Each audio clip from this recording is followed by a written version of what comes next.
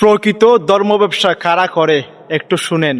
আমরা আবার কয় আমরা মিলে ধর্ম লইয়া ব্যবসা করি, বেড়া আপনার ব্যবসার সময় কো আমরা ডিফাওয়ার লোকের মাথার সুর পর্যন্ত সব জায়গাতে ইসলাম, আমরা কখনো ব্যবসা করা। যারা নির্বাচন আইলে টুপি মাথার দেয়, যারা নির্বাচন আইলে আসরের নামাজ পড়া না একদিনে দুইবার, এটা আপনার জানা কথাই রে, বানাই না এই তারা হইলো ধর্ম লইয়া আর ইসলাম লইয়া ব্যবসা করে, ঠিক কি না? আশা করি আপনার বিবেক দিয়ে আপনার বুদ্ধি দিয়ে আপনি বুঝে নেবেন হুজুর কাদেরকে ধর্ম ব্যবসা বলছে, কারা নির্বাচন আসলে ধর্ম ব্যবসা শুরু করে দেয়, মাথার টুপি গায়ে পাঞ্জাবি।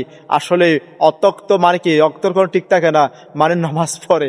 আসলে হুজুর কথাগুলো খুব অসাধারণ হয়েছে, তাই আপনাদের সাথে আমি তুলে ধরলাম। তো সামনে নির্বাচন, আপনি মার্কা নয় ব্যক্তি দেখে আপনি ভোটটা দিবেন, যে ভোটটা দিলে আপনি ঠকবেন না। ইনশাল্লাহ আপনার দাবি নিয়ে সংসদে সেই ব্যক্তিটি কথা বলবে, না হলে ভুল মানুষকে যদি সংসদে পাঠান তার স্বার্থকে প্রাধান্য দিবে, আপনার কথা মনে থাকবে না। আল্লাহ হাফেজ, সবাই ভালো থাকবেন, সুস্থ থাকবেন। আজকের এই ভিডিওটা এই পর্যন্ত। এরকম ভিডিও আরও পেতে চাইলে পেজটা ফলো করে সাথে থাকবেন, এরকম ভিডিও নিয়ে আরও আসতেছি। আল্লাহ হাফেজ।